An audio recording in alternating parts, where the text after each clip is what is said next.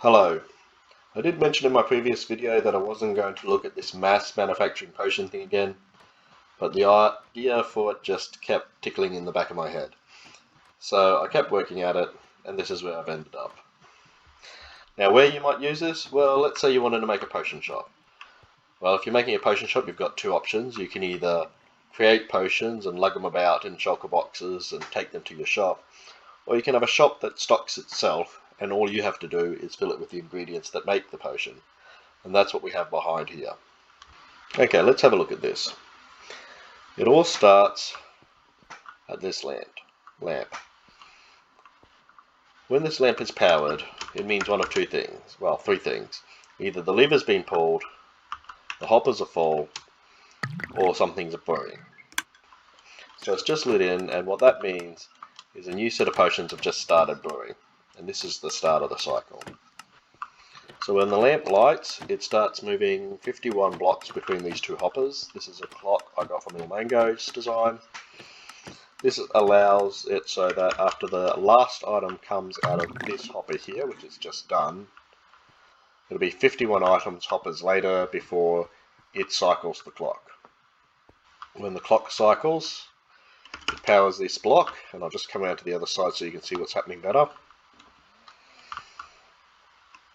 It powers through here, alternating the torch, changing this torch, which unlocks this hopper, changing this torch, which will eventually lock that hopper. The ticks are the same, so if we look at the torches, it's torch, torch, one tick each. Torch, repeater, another tick. Repeater on one tick, repeater on second tick. So this hopper will lose its power at exactly the same time as that one gains it, and vice versa every time that flips, which means either the hopper that pulls items out of the brewing station is locked, or the one that puts water in. When these flip, this torch tower also activates, and that's just basically running torches through a torch tower and into droppers. These droppers hold the ingredients, and at the moment I've only got 2 ingredients loaded to keep it running fast, but you can add as many droppers as you want and as many ingredients as you need, so it'll work for recipes of any size. When the droppers fire, the ingredients come down, activating these comparators again, which activates this line, which sends the whole system around on a loop, which means it keeps operating as long as it's able to, in a sense. Every time items come out of the dropper, it triggers this to say, yes, I'm brewing something, and then when it finishes brewing, it says it's done, but that triggers another cycle. At the moment, we have 2 hoppers that are full, so we filled up on these potions and these potions. So let's say we're a customer, we come along, we just say, okay, well, I'll take some of those. And what was the other one that was full? That one. And I'll take some of these. Not really worrying that there's a bunch of redstone behind it. And all that really happens is it starts off the cycle again. So we can see that we've immediately, well, not immediately, we've got to wait for this clock to run through, but as soon as that finishes its brew timer, which will do in about 2 seconds, there it goes, takes the items out and starts on the other brew. So your customers can come up and keep your system going. Now let's say you've got an item that's not a popular sell. Well, that's pretty easy. You come in, you lock it. That basically keeps it in the I'm brewing mode so it doesn't cycle over. And then you can come around to the back. And we can just basically say, okay, well, let's say this is a popular item, so we're going to disable that line.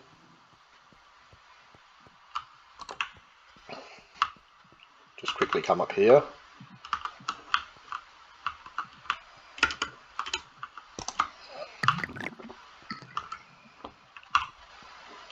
Now we have had the brew go through, but because this is held, it's not going to finish. You can see that none of these are overfull, but if it was, we'd just take some items out. So it releases. So we'll disable that line. In fact, we'll disable all the lines except one. That one. So all of these are going to be disabled except one. So this one here. So that's our 1, 2, 3, 4, 5 along.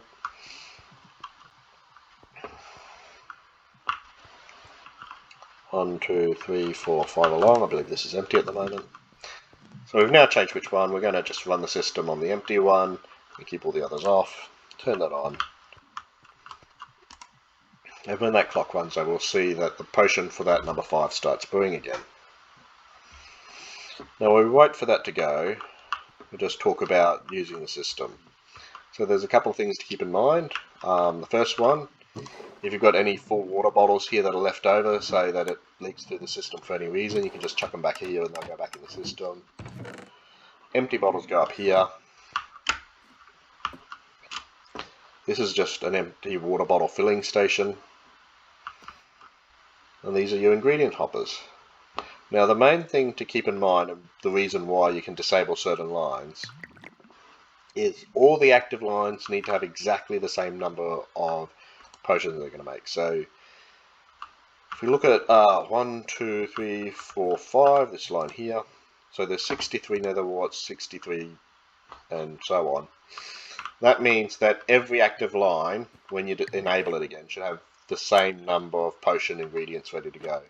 If it doesn't, you're going to be brewing water bottles, because that one that still has ingredients is going to keep the system cycling, but the others that don't have ingredients will just let water bottles through as they go through. So that's the only thing to really keep in mind. Whenever you adjust the system, just make sure you're brewing the same amount of potions for any active line. And that's it for use, lock, adjust your potions, adjust which lines you want enabled, come back out, enable the system again, and let your customers do the work. So 1, 2, 3, 4, 5, this is the one we were brewing. So we had some slow falling potions in there from before, and we've got our leaping potions coming in now, and we just got another 3. And that's basically it. So we'll go through the redstone again. I'm just going to come and stand here for a second. So every slice is basically like that. There's not a lot to it. It's just, repeaters, comparators. All the repeaters are on 1 tick, except for the ones leading into this hopper here, which are on 2 ticks. This hopper is facing into those ones because it's really just acting as a lock. You do need a hopper directly below this hopper because you want the items to come down through this so fast that they don't trigger the comparators. So when you have a hopper in this configuration and this unlocks, these comparators won't turn on because this hopper will pull it through before the comparator can detect it. And that's it for each slice. Each slice is, pretty self-explanatory. We've got a lever down there to lock or unlock it. We power it the same way this power comes in. The reason we do it here is because we want to lock these hoppers from switching at the same time as we lock those droppers. This way, doesn't really matter what happens, it's not going to pour through water. What next? Clock itself is pretty easy to see. It's just a repeater feeding into a block to fully power it above a piece of redstone with a torch on the side, 2 hoppers facing each other with 51 blocks in them, and a repeater comparator coming out of the block, the hopper opposite the torch. And then we just have another repeater here to bring it from low strength to full strength, so it makes it through the entire line into these blocks. Water filling station is also pretty simple. So we have a dropper facing into a dispenser, facing into a waterlogged stair block. On this level we have a hopper beneath the dispenser. So what happens is the dropper will push the bottle into the dispenser, but then immediately fill it before this hopper can pull it down. When it pulls it down, this comparator changes, which changes this torch, which moves this trapdoor, which triggers the observer.